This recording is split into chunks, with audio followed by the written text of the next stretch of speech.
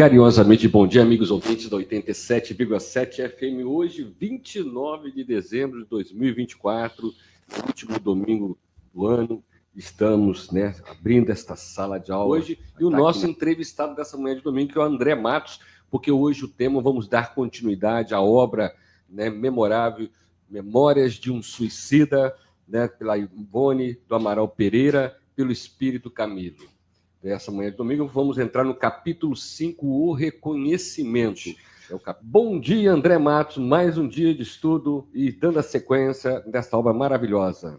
Bom dia, meninos, bom dia, nossos ouvintes, graças a Deus. Tendo a oportunidade de dar sequência a essa obra, como comentávamos aqui antes, cada capítulo é uma nova informação, um novo tema, algo a ser estudado. Essa obra me lembra muito, Márcio, a segunda parte do livro Céu e Inferno, quando Kardec, então, interroga os espíritos, cada um no estágio da sua evolução, sobre a realidade que eles experimentam no plano espiritual, experimentaram depois do desencarne, e a gente fica pensando qual é o objetivo de Kardec para isso. Justamente porque, nessa obra, principalmente no Céu e Inferno, Kardec vai nos mostrar o quanto que a vida presente, a nossa vida na matéria, se relaciona diretamente com a vida pós-morte. Nossas ações, as nossas escolhas, aquilo que como agimos e pensamos aqui, terá influência direta na vida pós-morte.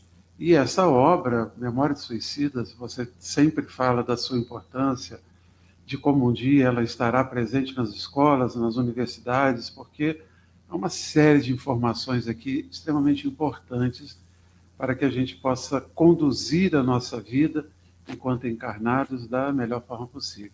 Então, é uma alegria estar podendo dividir com vocês, com os nossos amigos ouvintes, o estudo dessa obra. E hoje vamos estudar o capítulo, já entrar no capítulo 5, que Camilo colocou como o reconhecimento. E aí está no início aqui, André? O segundo acontecimento, que a par do que acabamos de narrar, impôs-se marcando etapa decisiva em nossos destinos.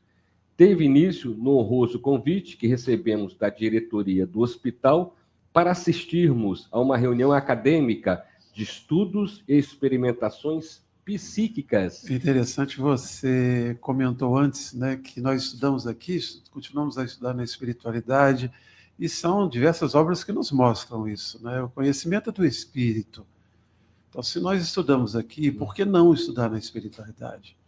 Essa é mais uma informação, Márcio, que faz com que a gente pense, porque existem alguns companheiros no movimento espírita que desconsideram as informações de obras como as obras de André Luiz, afirmando que não existe nas obras da codificação informações dessas estruturas, dessas relações, dessas formas de relações que nós encontramos na vida após a morte. Primeiro que nós temos informações, sim, sobre essas relações nas revistas espíritas, mas o que ocorre? Entre as leis que nós estudamos no Livro dos Espíritos, as leis morais, as leis divinas, nós temos a lei do progresso e logo próximo ali a lei de sociedade.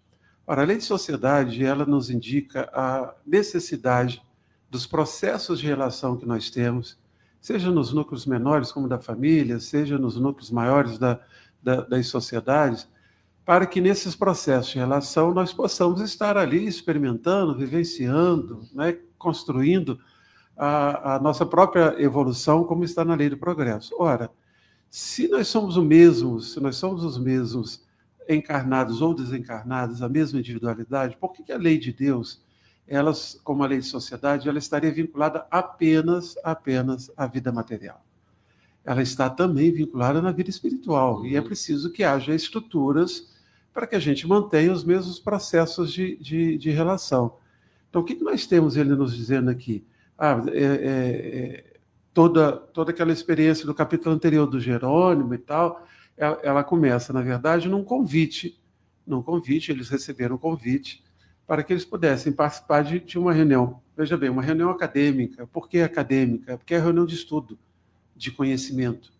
Não é uma reunião festiva, não é uma reunião, apenas de socialização social, não. Quando falei acadêmica, porque era uma reunião de estudo. E aí depois ele completa, olha, de estudos e experimentações psíquicas. E por que experimentações psíquicas? Porque todo o problema que eles estão vivenciando está na mente. Está nos processos mentais que os conduziram a fazer aquelas escolhas que nós vimos nos capítulos anteriores, que levaram eles a cometer o suicídio. Então, o tratamento tem que ser aonde? O tratamento ele precisa ser na mente, para que, sendo na mente, o próprio perispírito receba as novas emanações do pensamento, e aí eles vão vencendo aquelas dificuldades iniciais que eles tiveram. Então, por isso que estudos psíquicos, experimentações psíquicas, para que eles possam ir mudando paulatinamente a sua condição mental e fazendo, sendo essa também uma das talvez o principal tratamento que eles precisem na condição em que eles se encontram. Então, a gente precisa pensar nisso. Quando se deixa de lado o estudo de obras como o do André Luiz, e como essa obra que nós estamos estudando aqui, que nos traz informações assim importantíssimas para aqui, para a vida agora. Não é só para a vida depois da morte, mas seguindo a mesma estrutura e objetivo da obra O Céu e o Inferno, que é demonstrar para nós que a nossa vida atual ela está relacionada em muitas experiências com as nossas vidas anteriores, mas hoje eu estarei plantando o que eu vou colher na sequência da minha existência no plano espiritual. E aí, né, o Camilo continua, e você falou bem que o capítulo anterior foi todo em cima do espírito Jerônimo, né? Como sabemos, Jerônimo negara-se a anuir ao convite.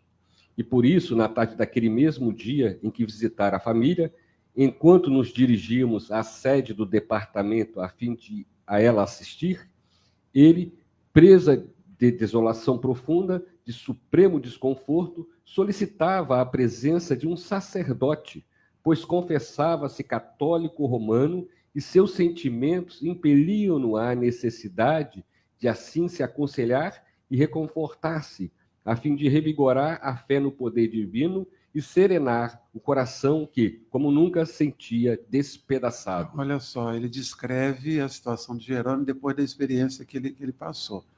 Quando Jerônimo impõe, que na verdade ele faz uma imposição de visitar a família, e aqueles que não nos acompanharam, toda a narrativa, todo o estudo, estão nos nossos encontros anteriores, eles estavam para aceitar esse convite da reunião, Jerônimo não quis e construiu toda aquela narrativa que nós vimos.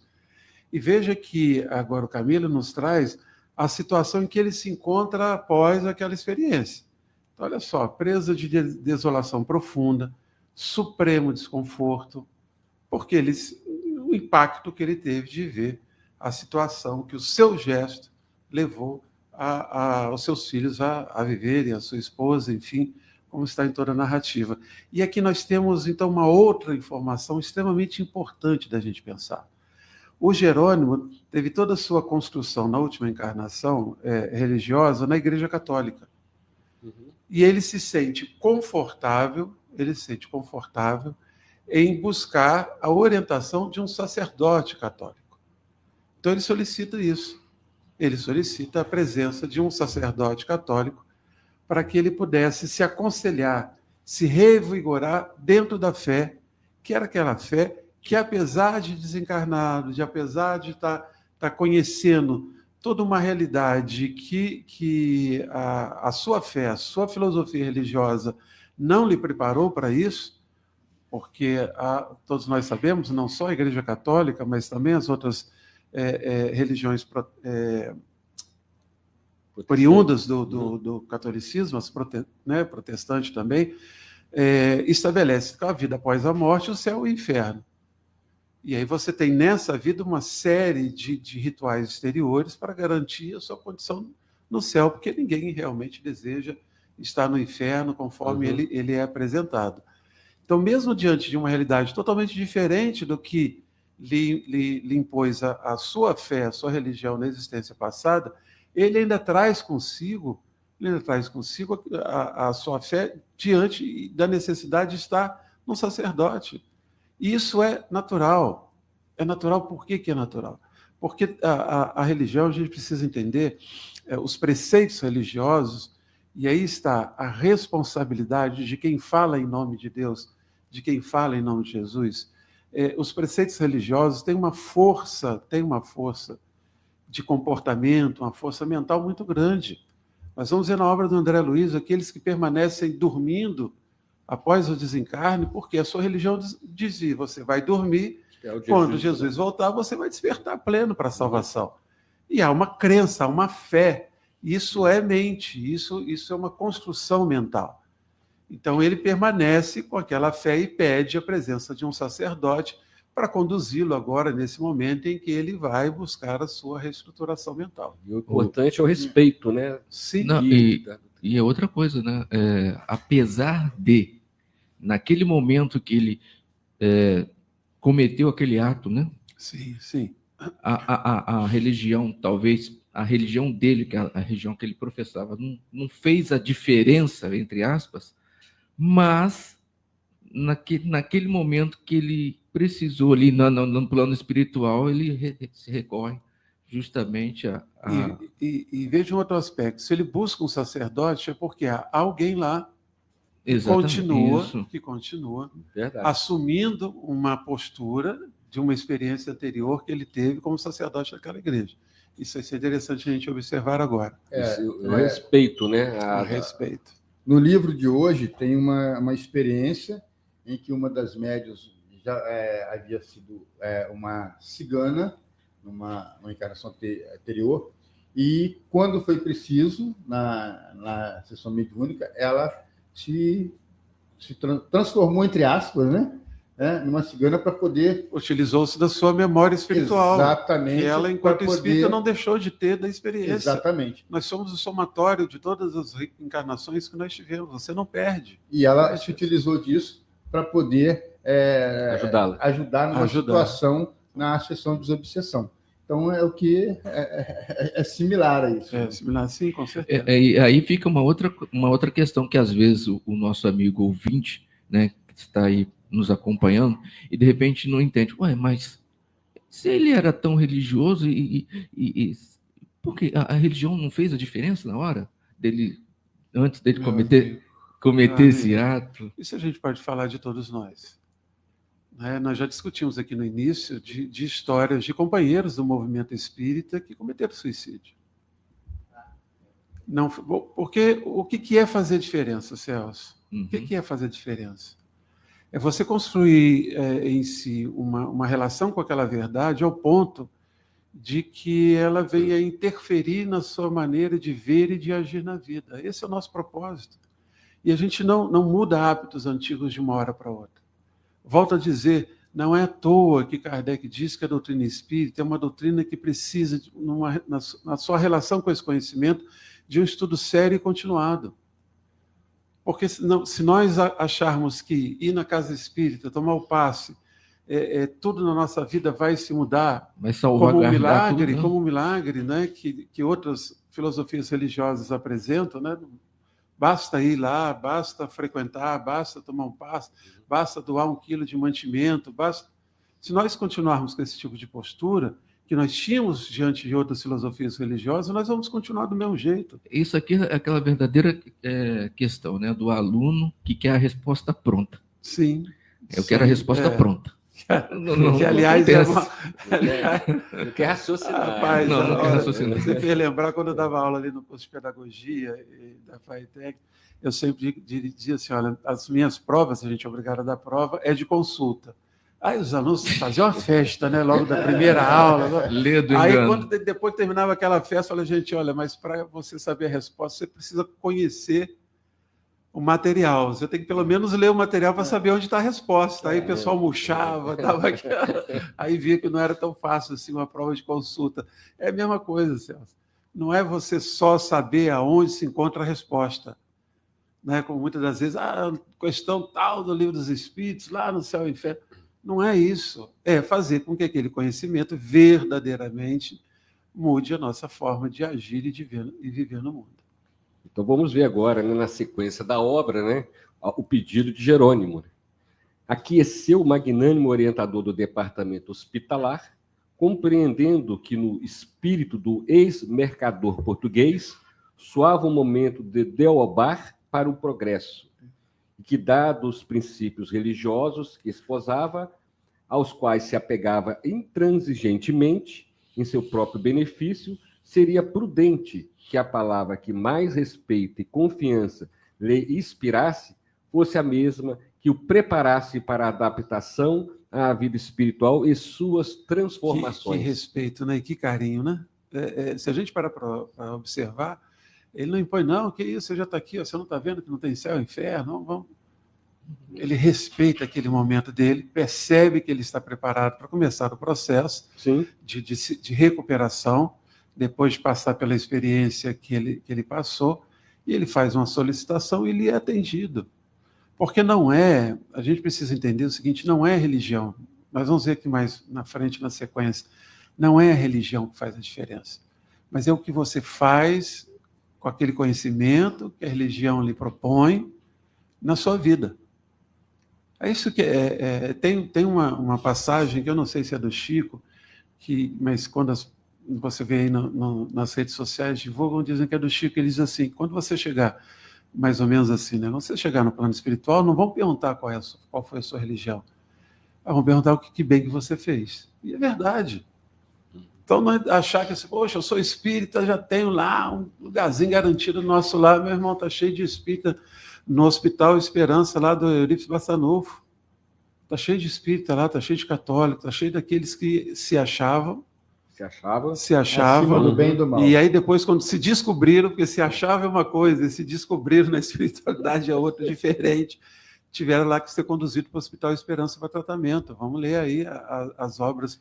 Já está excelente se acontecer isso com ele. Excelente. Já está excelente. Se você já ficava um brol. Então, vamos pensar com carinho, porque esse início aqui desse capítulo nos diz isso. Não é religião, mas é o que você faz dela na sua vida. E aí, na sequência, né, na legião dos servos de Maria, e até mesmo nos serviços da colônia que nos abrigava, existiam espíritos... Mais de um. Existiam espíritos eminentes que, em existências pregressas, haviam envergado a alva sacerdotal, honrando-as de ações enobrecedoras, inspiradas nas fontes fúlgidas dos sacrossantos exemplos do divino pegureiro. Então, olha só, aí ele reforça isso. Foram sacerdotes da Igreja Católica, de repente de igrejas protestantes, e ali, diante daquele conhecimento, viveram o Evangelho. Uhum. Então, se a gente busca hoje figuras como a do Chico, a do Divaldo, a do próprio padre Júlio Lancelotti, nós vemos que são pessoas que vivem o Evangelho. Dentro das possibilidades, olha o trabalho imenso que o Chico fez. Você pega as cartas consoladoras do Chico, quantos corações foram aliviados? Isso não é o Evangelho? Vivido, vivenciado, experimentado? Olha quantas crianças e quantas famílias beneficiadas pelo Divaldo e suas obras psicografadas. Isso não é viver o Evangelho? Aí você pega lá o padre Júlio Lancelotti, católico. Veja esse padre, esse Papa que está lá agora, trazendo vários questionamentos com relação ao comportamento humano diante do Evangelho. Então, não é a religião. Não é religião. Como também você vai encontrar todos esses segmentos religiosos, inclusive da doutrina espírita, aqueles que, infelizmente, interpretam de forma equivocada as orientações do Evangelho, muito mais presos ao poder temporal do que realmente as expressões do amor ao próximo. Assim como para Deus não existe um povo escolhido. Também não existe também um povo escolhido. São todos somos. Seria um privilégio de um, né? Detrimento do outro. É isso aí. Não tem privilégio na lei de Deus. Não. Na sequência da obra, dentre vários que colaboravam nos serviços educativos do Instituto, a que nos temos reportado, destacava-se o padre Miguel de Santarém, servo de Maria, discípulo respeitoso e humilde das doutrinas consagradas no alto do Calvário. Era o diretor do isolamento, instituição que, como sabemos, anexa ao Hospital Maria de Nazaré e exercia métodos educativos severos, mantendo inalteráveis disciplinas por hospedar em seus domínios apenas individualidades recalcitrantes, prejudicadas por excessivos prejuízos terrenos ou endurecidas nos preconceitos insidiosos e nas mágoas muito ardentes do coração. Quando nós lemos o livro, nós nos atemos a todo o processo educativo, todo o processo de atendimento a esses espíritos que formaram o grupo do Camilo. Né? Nós vamos acompanhar as histórias, vamos acompanhando as histórias dele e vamos ver no Hospital de Maria, neste grupo, uma forma de tratamento, uma forma de terapia. E aqui ele nos traz a informação, quando ele fala do Padre Miguel de Santarém, que ele faz parte de uma outra instituição que faz parte, que é anexa ao Hospital Maria de Nazaré, mas que também tem como objetivo o tratamento do suicida. Só que existem aqueles que precisam de um tratamento mais severo no sentido de disciplinar, né, de imposição, porque se encontram nesse estado que ele descreve compulsória, aqui. né? Vamos assim dizer. Uma coisa, sim, compulsória, um tratamento compulsório, que, num primeiro momento, a gente pode analisar assim, poxa, mas como é que pode ter falta de amor? Não. É o amor impositivo, necessário. Eu vou dar um exemplo simples aqui. Ontem eu fui a Juiz de Fora no shopping com a Sinara e com a Tati, e levei a minha neta Maria Alice, né? Ela está com 1 ano e 5 meses. Você solta a Maria Alice lá no shopping, a primeira vez que ela veio, aquilo é imenso para ela, né? Aí você dá uma mão, daqui a pouco ela solta e quer andar sozinha. Com 1 ano e 5 meses, ela quer andar sozinha, quer escolher onde vai. Estou falando sério com você, eu tomei susto, porque a última vez que eu andei com ela por aqui, ela não fez isso não. Lá ela queria sim. E aí o que você tem que fazer nessa hora? Não, vem cá, segura a mão. Não, ali não é para você. Segura a mão, pega no colo e ela, de vez em quando ela começa a sacudir, você tem que botar no chão de novo. E a bichinha queria sair sozinha, como se já tivesse na adolescência. Autonomia mesmo. E aí, então, o que você faz? Para aquela criança que ainda não tem noção, você dá um impositivo de controle disciplinar. É uma educação na condição que ela se encontra agora.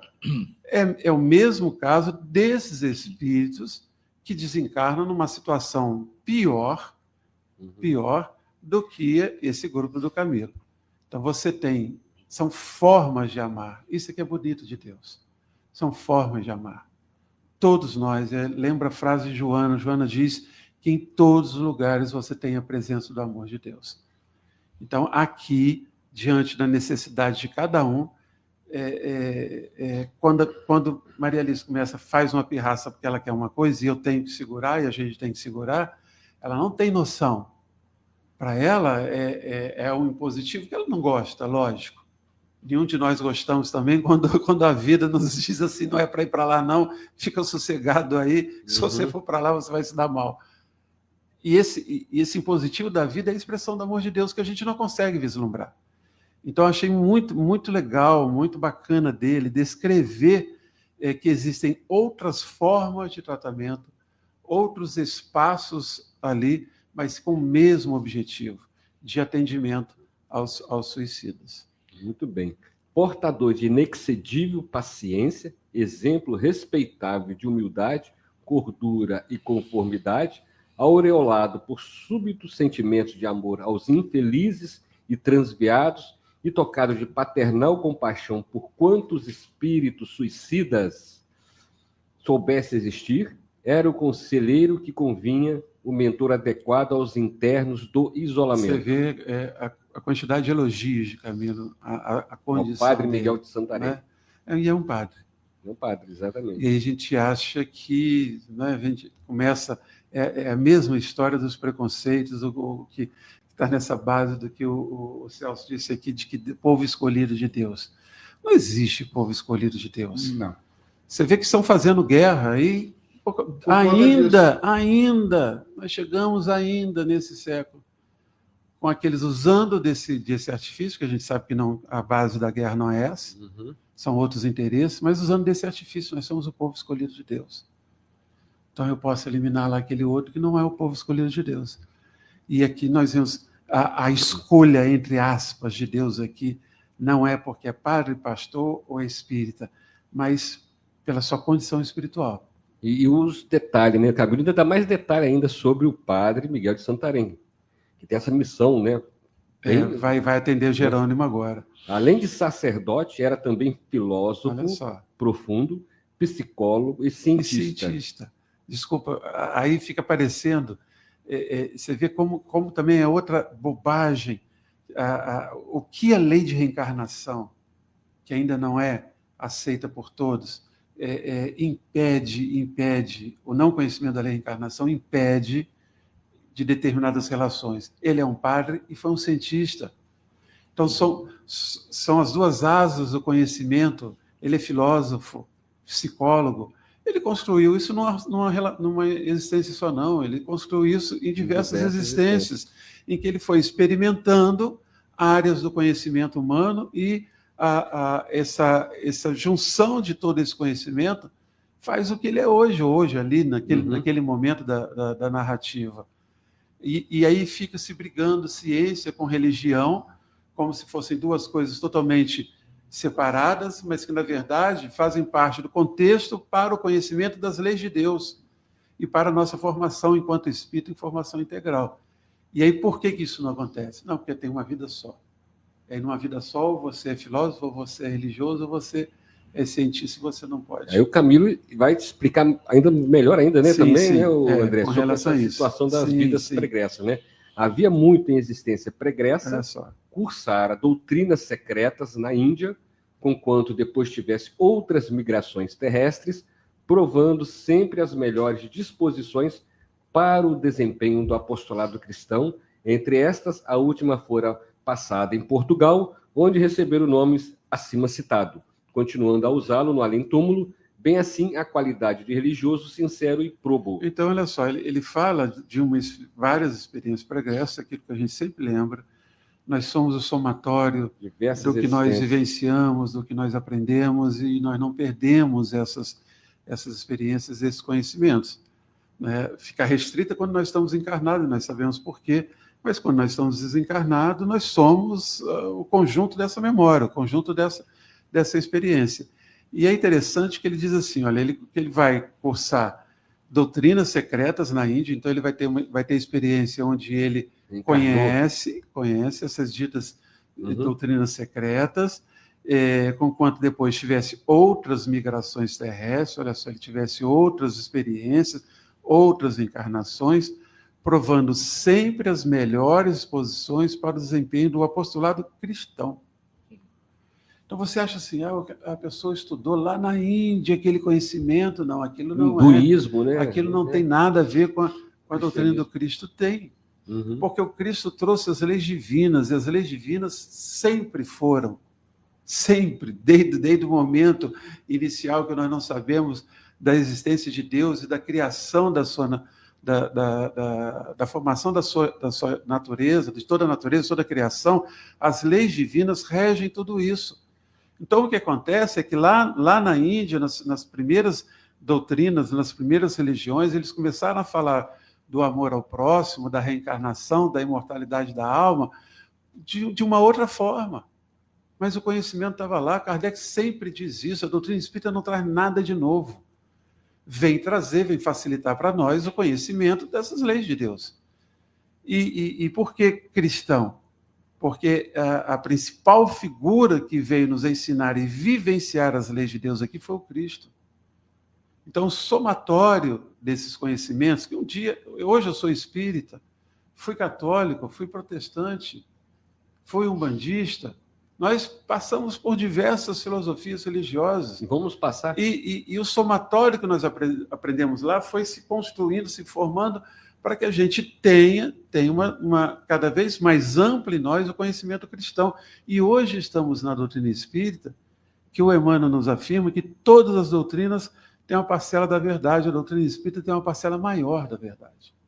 Então, se nós estamos vivenciando, o Márcio sempre diz aqui no início dos nossos encontros, talvez a primeira vez que nós estamos sendo espíritas, mas se na hora da organização da nossa encarnação, O pessoal começou a olhar lá, nossa, pô, Márcio, mas vai ser Márcio, assim, nasci lá em Três Rios e tal. Não, rapaz, isso aqui precisa do Espiritismo, só o Espiritismo para dar conta desse rapaz. Aí viram que estava mais ou menos preparado, estava lá necessitado, ele foi ser o quê? Espírita. E aí nós, que recebemos a bênção de conhecer nessa existência a doutrina espírita, nós deixamos passar essa oportunidade, mantendo o mesmo comportamento superficialista diante do conhecimento que nós tivemos em outras religiões, perdemos mais uma oportunidade. Então, se hoje nós estamos diante de uma parcela maior, porque nós temos condições de entendimento dessas informações no somatório das experiências que nós trazemos das vidas passadas. A mesma coisa com o nosso irmão aqui. Só que eu preciso aproveitar.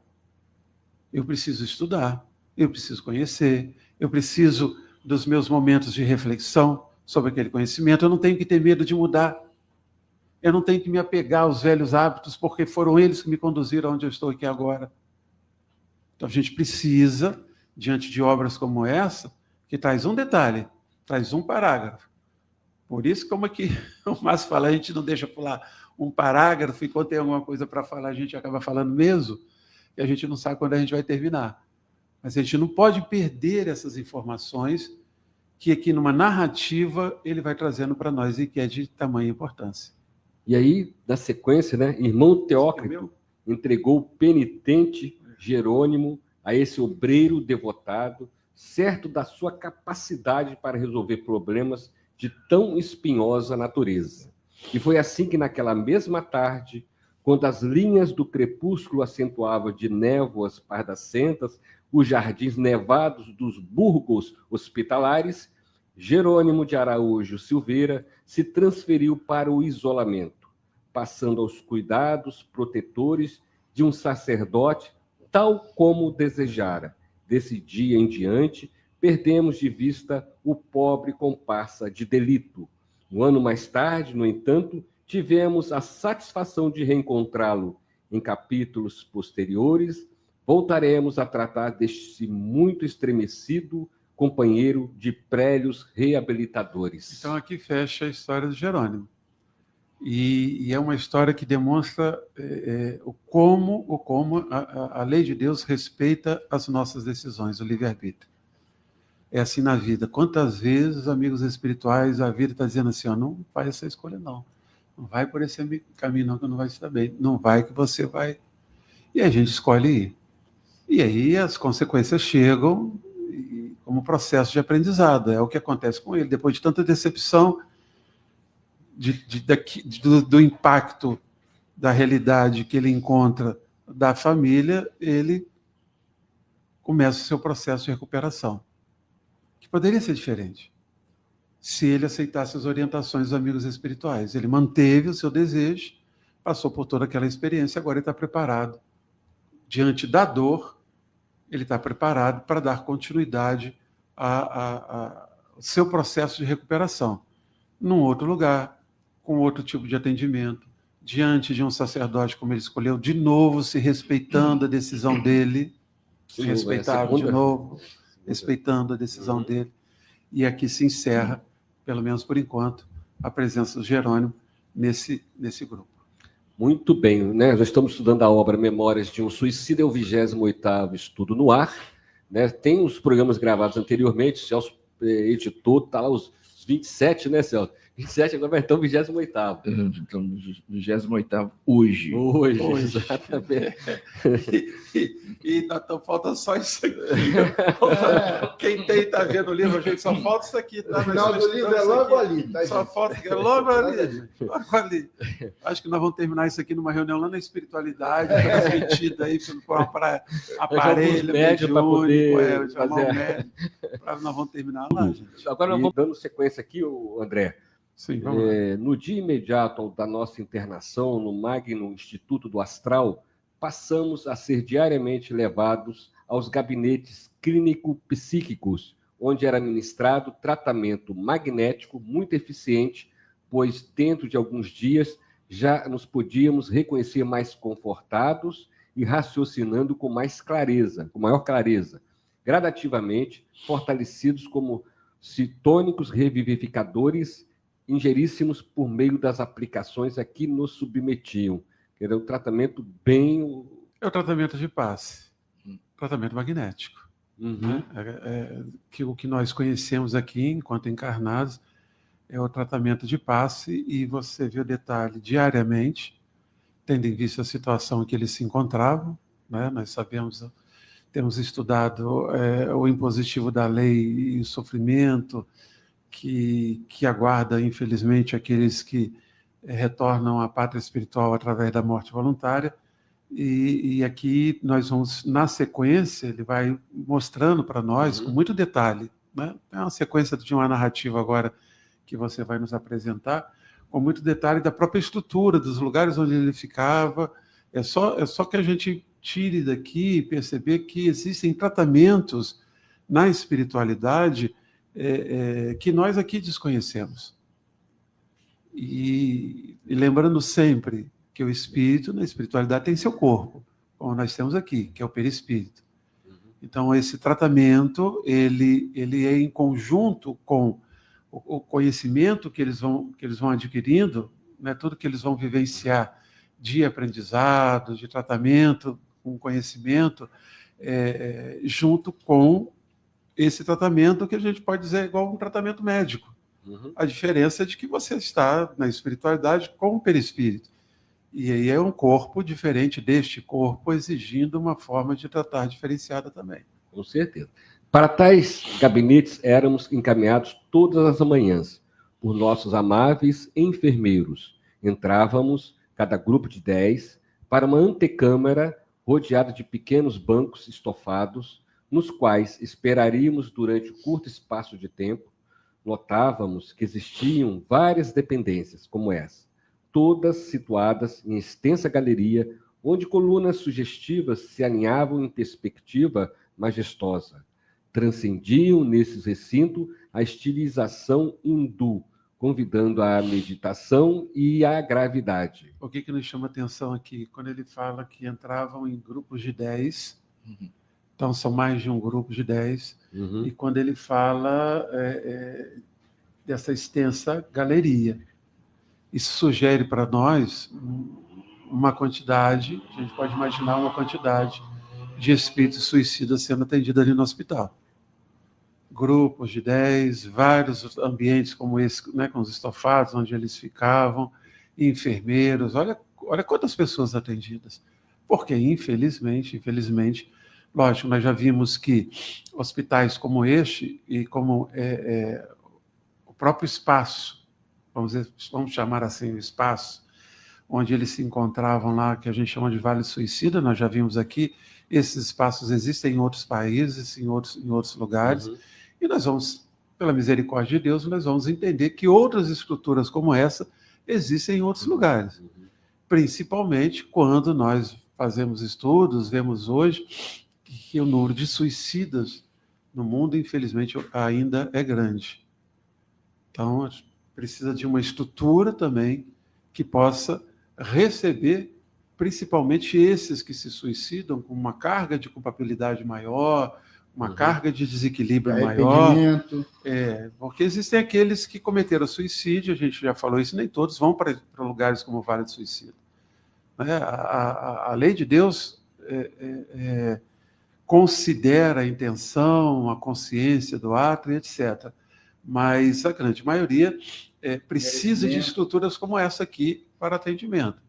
Então, você pode imaginar o que existe aí na espiritualidade de trabalhadores, de espíritos, recebendo esse mesmo tipo de atendimento. É interessante, né, e ao mesmo tempo é triste, né, porque quando a gente fala de suicídio, né, é uma coisa que a gente ainda não consegue entender, né, essa questão do ser humano. Então, e essa obra é uma obra que foi ditada em 1954. Isso. E já naquela época, quer dizer, dada essa psicografia, a manifestação desse espírito, já tinham passado alguns anos, né? E já tinha essa quantidade. Sim, mas olha só, Celso, né? Como é um tema que eu gosto, e como historiador também, eu já trouxe aqui de 2 livros sobre a história do suicídio, que é uma pesquisa difícil de fazer e tal, mas é difícil de você dizer assim que nós não tenhamos passado por uma experiência dessa em outras existências. Porque isso já é uma realidade. Não há um motivo único. E alguns motivos considera a cultura, tempo daquela sociedade, aquele momento. Mas há uma informação naquela mensagem, que é uma mensagem que nós todos deveríamos estudar, titulada Regeneração da Humanidade, que está na segunda parte do livro Obras Póstumas, em que ele dizia, e que está escrito lá, que nesse período que nós estamos vendo agora, de transição planetária, uma das características era de um aumento do suicídio e suicídio em criança, que é o que nós estamos vendo. Que está acontecendo. Está acontecendo. Então a gente... É a loucura, né? Isso. A loucura, aumento da loucura, suicídio entre crianças e tal, e a gente tem visto isso. Então, quando a gente lembra disso, nós percebemos a importância dessa temática a ser estudada na casa espírita.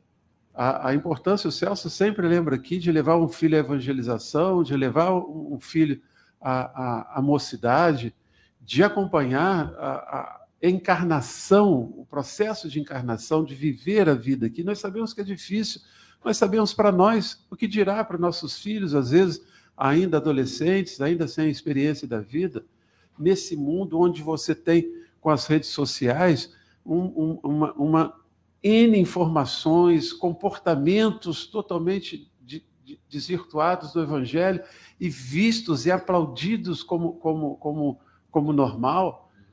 A carga que os nossos filhos recebem hoje dessas informações, nós não tínhamos, gente. Nós não tínhamos isso. E não é só pelo fato, né, André, de ter um segmento religioso. Não é só por isso. Não tem. É lógico que faz diferença você ter, mas é como nós discutimos aqui antes. A religião, você está inserido numa religião, ela precisa ser também, trazer um conhecimento e ser vivenciada e ter o apoio dos pais juntos, porque às vezes não basta.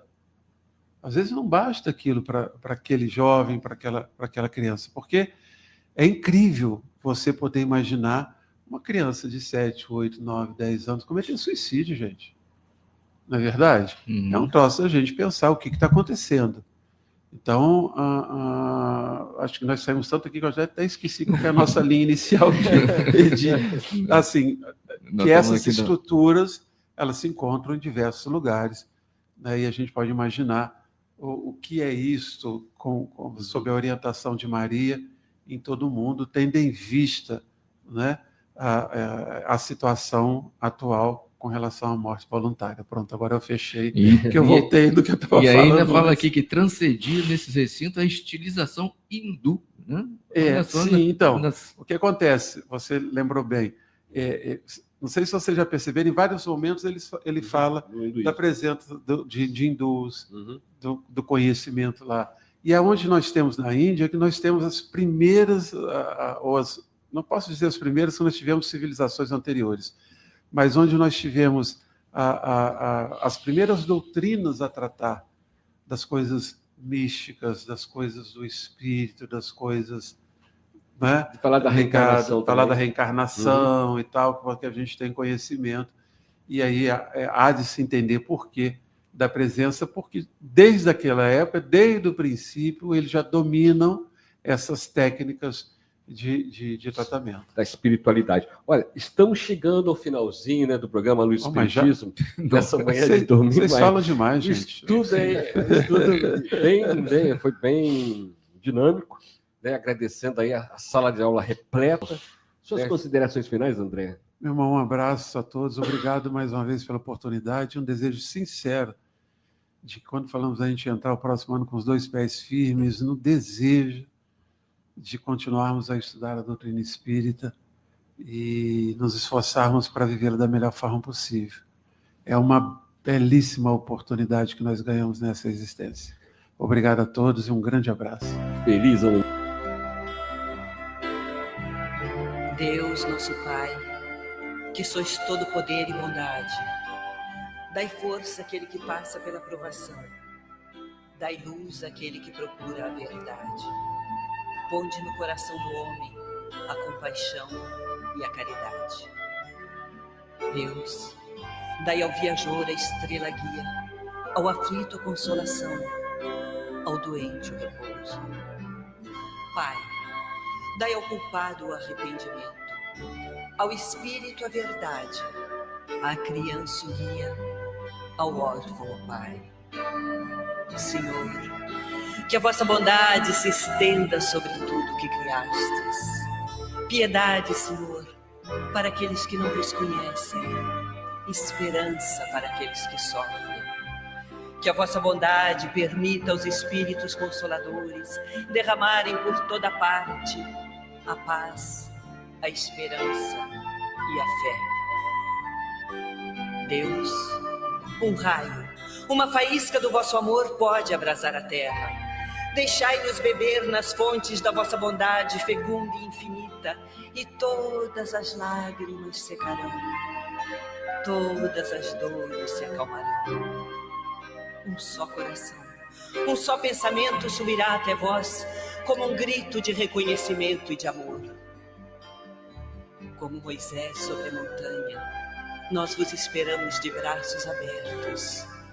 Ó bondade, ó beleza, ó perfeição. E queremos, de alguma sorte, alcançar a vossa misericórdia.